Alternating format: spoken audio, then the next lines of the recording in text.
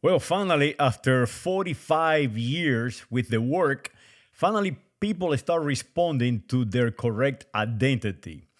Now, the people from Iberoamerica start calling themselves, start, how can I say, question themselves who they really are. And you see a lot of things going on what we call communication companies. And that is all accomplished by Donald Trump. Nothing have changed this planet for the better than Donald Trump. The craziness and Nazism of Donald Trump, and people are responding to it. For the first time ever, somebody on the street talking to them told me these European Americans, and that to me that was like a fresh air. Now people will start realizing the all these assignment of identity and color coding is coming apart, is disassembling, because now people can communicate and they are questioning each other. And I've been doing that job now for a long time, for a very long time, and now it's paying off. It's finally paying off. Now people understand the term Latino was given by the Romans, by the citizens of of Rome, the plebeians and the patricios, to any foreigner in the city from around the peninsula, around the world, if matter of fact. If you were a slave, you were a Latino. If you were from Latium, Peninsula Italica, you were a foreigner, and that is what Latino meant for the Romans. Also, in New Rome or Constantinople, they divided the city of Rome the same way. They call Latinos to the people of the Italia Peninsula, the foreigners. The foreigners are here in Constantinople. They spoke Greek, and that term was transferred to the United States of America by Napoleon, basically by the Napoleonic machine of disinformation. So they tried to strip the Castilian, the Spaniards, the Iberians from their origin because they conquered the Iberia Peninsula. They were controlling Spain at the time. So they were fighting England, the Austro-Hungarians, and the Russians against the people of France and Spain together. Remember, those two countries were at one time together. The brother of Napoleon was the king of Spain, and that is why the United States was created by the Kingdom of Spain and the people of France. And now people start responding to that. Now people understand the terminology of Hispanico.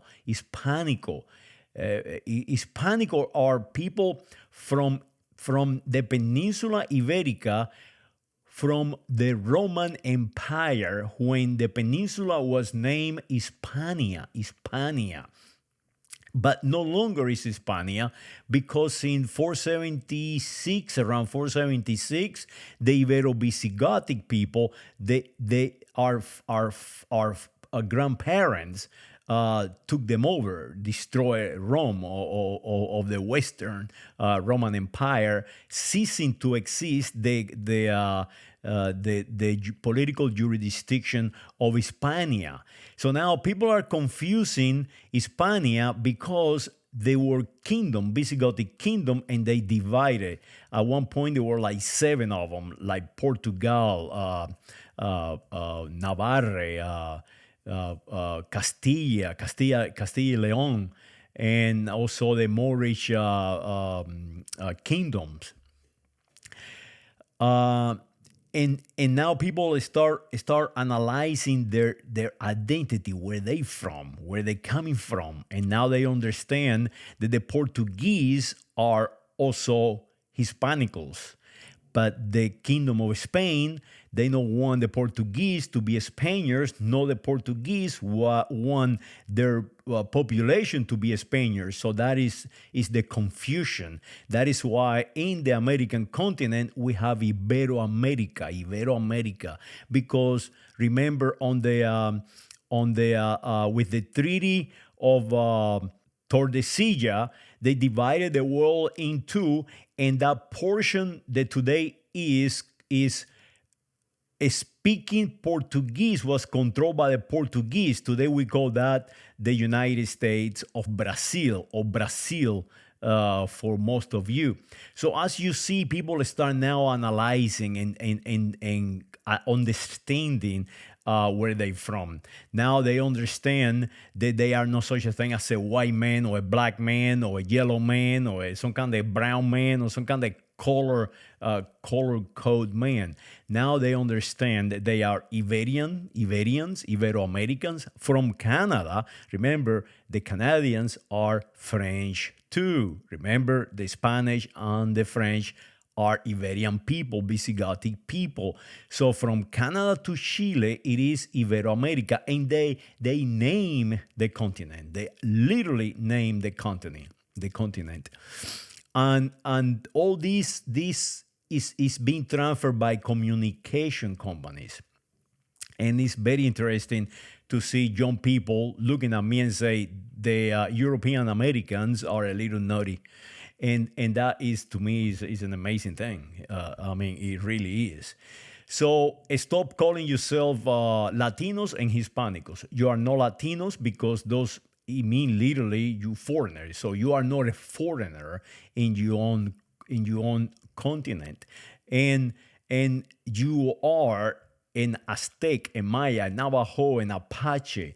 You are an original. They have combined your ethnicity, that mean the way you think, the way you group yourself with the new group, the Iberian people, the Portuguese, the Spaniards, and the French. And to this day you speak those languages, and that language make you part of that grouping, that ethnicity, that group that speak the Castilian language and the Portuguese language. The English came later. Remember that the English came later. And people like Donald Trump, they are no English. They are people that have forgotten that they were conquered by the English, by the French, in Britannia, in the island of Brittany. And like Mr. Trump, first generation here, his mother probably spoke Gaelic, but he is so ignorant that he forgot. He doesn't want to remember it. He does not want to be one of them. He wants to be something new created. And that is coming around. It's coming around. Something very important is the United States of America is it's a new country. It's only about 250 years old, and we have a long way to go. We have a long way to go to reorganize what we have been destroying now since the Civil War, since 1865 reconstructions. So go up there and be a United States of American national, be an Ibero-American in the American continent, and defend your names, defend your identity. We cannot change the name, because the moment we change our names, we lose our identity. And identity is critical for human health. Saludos.